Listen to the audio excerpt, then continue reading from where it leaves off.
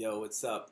It's me, Mr. Max Moses, aka Pose 2, and today I want to share with you um, a story. A story about how art opened up my spirit in a very unorthodox way. All right? So, check this out. For those of you who know me, know that I'm a New Yorker. For those of you who don't know that now, I'm a New Yorker, and I grew up as a child riding the subways with my mother and my brother. And my mother was a very unpredictable woman. She was spontaneous. She was very much like, yo, let's go. Get dressed. We're going out. And a lot of times we had no idea where we were going, what we would encounter. But a lot of these events and adventures were rides on the subway train. We grew up in Yonkers, New York, and we would take the bus to get to the train. And as a young boy, all this was very adventurous to me, especially the fact that we did not know where we were going. Um, but what really hit me, if I remember, was the writing that I seen on the subway trains. I seen all these tags and all these names. And you have to remember, like right now, this is like, in the 70s. And at that time, the New York City subways were obliterated with writing from the inside and out. And as a little boy, riding the trains is always like so much fun. You know what I'm saying? So you're getting on the train and, we would get on the train at 242nd Street, and that was above ground, and as a little boy, you're outside looking out the windows, looking at everything passing by. And then once it hit Dyckman Street, the train would go underground, and everything would get dark, and you would turn around in your seat and sit down, and the train would get crowded with people. You would look around. I was always one to observe my surroundings, and I just remember looking at all this writing, and I was like trying to understand it. And I think maybe one of the first things that came to mind was like, okay, this is illegally done, right? Okay, got it. And the ride continues, and there's conversation on the train. You start inching closer to your mom and your brother. You want to make sure you feel safe and secure. You're underground, it's dark. But I'm looking at these tags, and it's saying to me that they're illegal, but also it's saying to me they're not random. Because look at them, they have style. They have this fluidity about them. So I was starting to learn to read them.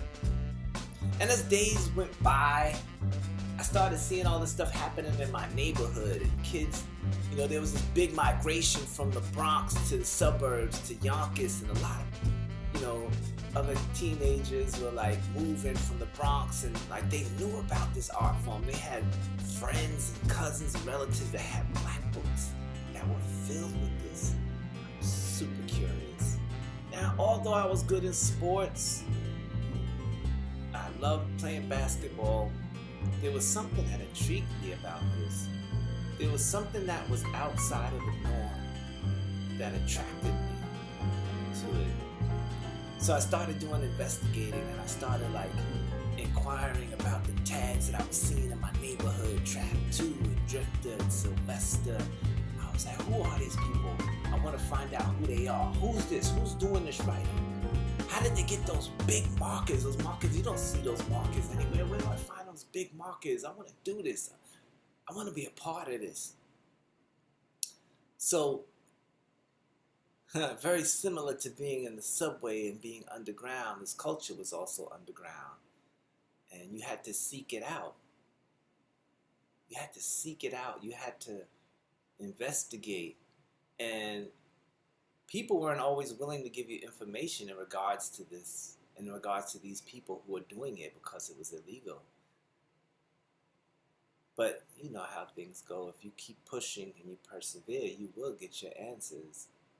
So I found out who was doing it, and these people led me in directions of where to buy the markers, or better yet, where to confiscate the markers. And that led to a whole nother level of what this culture was all about. It was a culture that had hierarchies. It was a culture that had style. It was a culture that had foundation. But most important, it was a culture that was outside of the parameters that had already been subscribed for society. And that was the most intriguing thing to me. Now, as a young man, I grew up as a Jehovah's Witness. My family was a 2-parent household. We had morals,